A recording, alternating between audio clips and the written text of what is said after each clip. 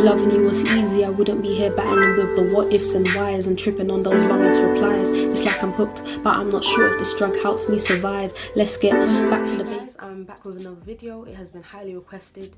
It's how to write your personal statement. So I'm going to be giving you some tips and advice and maybe give you the structure that I followed. So yeah, if you have any questions about your personal statement, don't be afraid to message me.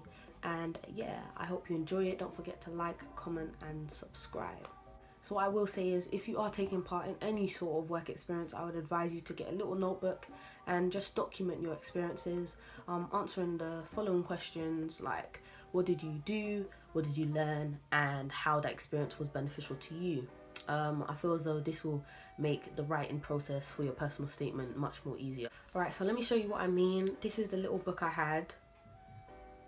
Okay, I'm not sure if you can see that, but I just wrote down all the experiences I had, what I learned, excuse the handwriting, what I learned, you know, so I had a care home, I had pharmacy work experience, I had primary school, worked in hospitals, saw autopsies, yeah, and then I just wrote down anything that I felt was relevant to what I wanted to do, any skills I felt was needed, any qualities I saw in the people I shadowed, anything like that.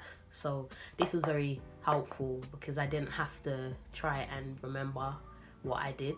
You know, I could just flip back and say, okay, I did this, I did that, I did that. The next thing I did was create a mind map. So in this mind map, the main topic was medicine, because obviously that's the course I wanted to go into. So for you, this might be pharmacy, this might be engineering, it might be English literature. Anything you want to do, just put it right in the middle of that paper. And what you want to do is just blurt out anything, okay? So this might be an experience you had that made you want to do that course. It might be something you've seen. It might be something you heard, something you've watched, something you did in class. You just want to put down anything that is relevant to that course, okay? Anything that made you more interested in that course. So it doesn't have to be perfect, it doesn't have to be structured. This is not you writing your personal statement, this is you putting down all the ideas so you have them right in front of you. It's much easier to write your personal statement if you get out everything.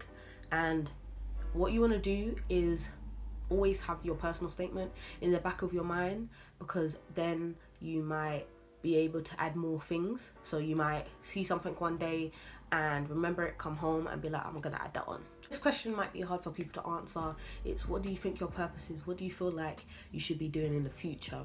And don't forget to kind of put that on the paper. Oftentimes people know why they should be doing something or found out their purpose already and they feel like it's a bit too much, but at the end of the day, you're being honest. It's a personal statement.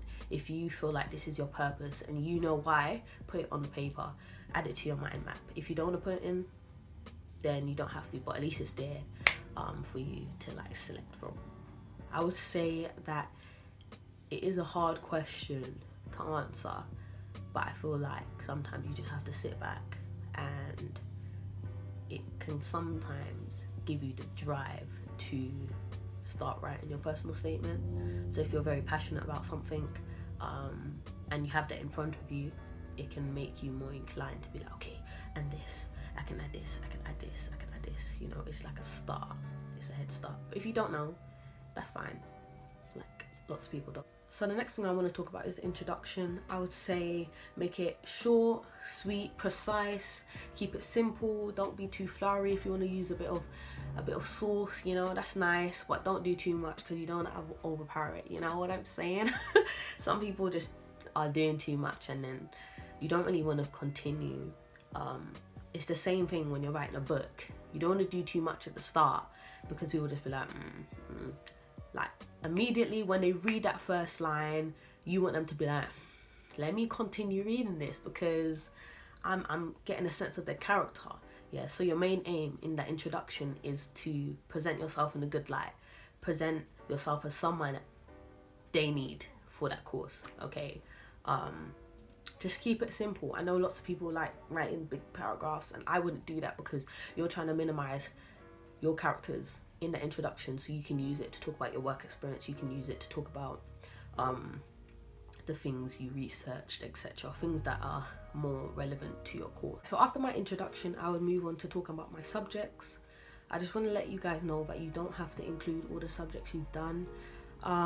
For example, if you want to do engineering and you did maths, physics and music, you don't really need to talk about music. Pick out the relevant things you've done in your subjects that made you more interested in the course you want to do. For example, I wanted to do medicine, so I talked about how in biology we did various dissections, and this made me more inclined to research about the human body. Did you read about something in class and find out something about your course? You want to link back, because there's no point putting something in your personal statement that is irrelevant. You're just taking up characters for no reason, and you guys already know we ain't got much characters to use, so you want to be as precise as possible. So after writing about your subjects, I would say move on to your work experience. If you are doing work experience, I would say just do it as early as possible. Yeah, because waiting lists are long, trying to find it is stressful, and you don't want to be worrying about that when you need to be writing about your personal statement. So this is where your little book comes in handy, because you can just open it and be like, okay, I did this, I learned that, I witnessed that. You know, it's just so much easier. Please don't waffle, just keep it short and sweet, straight to the point. You want to tell them what you did, what you learned, and how's that relevant to the course you want to do. Okay, let me give you an example. Last year I was able to shadow a surgeon. I saw how he handled his nerves under pressure and was able to pay attention to detail. Okay, so immediately you tell them what you've done, what you took from the experience, and then you can move on to why that's beneficial to your course. Okay, pretty simple. You don't want to do too much. You want to tell them that you took away something from the experience. So immediately that shows them that you are a person that's not just watching, but also trying to understand, trying to develop your own skills. Right, so let me give you another example. Working at my local mechanics allowed me to see how complex motors really are. This led me to further research, blah, blah, blah, blah, blah. You know, so not only does that show that you are delving into your experience, it also shows how you are trying to actively learn more about your course. Another thing I would say is, if you are currently working or have worked and that job is in line with the course you want to do, try and get in there. Don't spend too much time on it, but let them know that you do have some sort of experience. For example, I work with children who have disabilities, and that works perfectly with the course I want to do. In that job, there's certain things that you will learn that other people won't learn. You're actually going, doing you know, a 6-hour shift and gaining a lot of experience. So I think highlighting that will make them more inclined to be like, you know what, this girl really wants to do that, he really wants to do that, because he's trying to get, you know, that proper experience. Extracurriculum things are necessary, but you don't want to spend too much time on it. Just pick out the things that are relevant. You might be a head girl, a head boy, you might be in a fair trade team, you might be focused on charity events in your school, so that type of stuff. You might be in cadets. You know, there's so many things you can take from it. Teamwork, communication skills, time management. You know, those things are important for many different jobs. Teamwork, I think for every job you need that. No matter what you do, you're always gonna have to work with someone. So once again, you just want to talk about what you did, what you gained from that experience, and how you feel that will allow you to excel in your course. For example, I was in head girl team, so I talked about having teamwork skills. I talked about being able to have good communication skills, talk about planning events, time management skills. You know, there's so many things that you can learn, and I think there's certain skills that most people should have for most jobs, okay?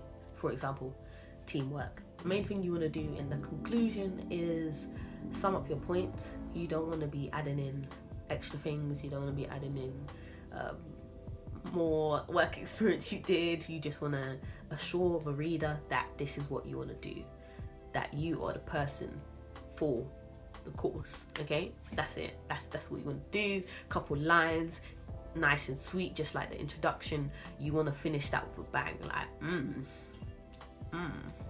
like, I am sure I have the qualities, the work experience, I am the whole package, you understand? Okay, that's what you want to do.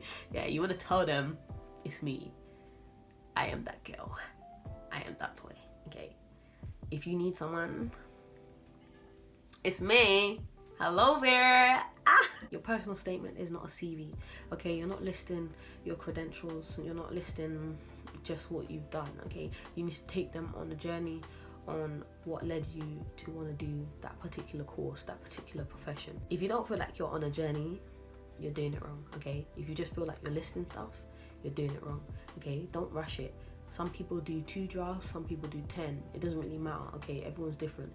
Don't look at your friend and go, I must be doing something wrong because I'm doing like 10 drafts. It doesn't really matter, because the more drafts you do, it's often better.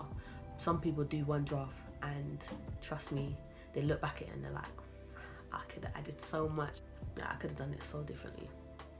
So don't feel uneasy when you see your friend handing in their thing like, I'm done, my personal statement's done.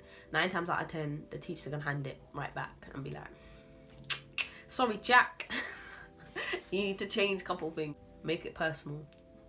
Yeah, it's personal statement, okay? Make them feel you. Make them like not even make them, if you want to, make them emotion. Like, this is about you, no one else. Yeah, don't read someone else's personal statement and say, oh, I'm gonna chuck that in, because let's be real, it's not really about you, okay? You can maybe tweak it a bit, make it more, you know, personal. That's the whole point. Personal statement, you know, take your time, okay? Obviously, don't take so long that on the day of submission, you're submitting it. Your personal statement should be submitted at least a week before the deadline. Just saying, because it's just too much stress on the day of submission. It's just long. I know a couple people that just like really was submitting it on the same day. Like, are you okay? Like, I'm sorry. Why do people do that? The main thing is be honest. Like, be honest. There's no point putting in all these things and it's not even you being true to yourself, because true say, if you have an interview, they'll fish you out real quick and they'll be like, this boy's messing around. So you just want to make sure that you are really putting yourself on that paper. I want to read that personal statement and see you. I don't want to see someone else. I don't want to see your friend. There's no point copying someone else, and then when you get into the interview and they ask you about your personal statement, you're there struggling because it's not really about you. I'll say ask people to read it over and over again, okay? With me, I sent it to people in America. I sent it to people who were doing medicine here. I sent it to teachers. I sent it to family members. And yeah, they all gave me back feedback. And each time there was things I realised weren't relevant or was relevant and I didn't put it in. Read it out aloud, because when I read some of the stuff out aloud, yeah, I was like, Samira, what you did? like, it sounded so weird. It's weird because when we see stuff and we read it in our head, we're like, that sounds so good. And then we read it to someone else and we're like, well, I didn't mean to put it there, but I'll go change it now. But overall, I wish you guys the best of luck. I'm sure this video is pretty long, so I'm gonna cut it right here. If you guys need any more help, feel free to contact me. And I hope you enjoyed the video. If there's anything else you want to see, please comment down below. And thank you for watching. Don't forget to give this video a thumbs up and comment and subscribe. Bye guys.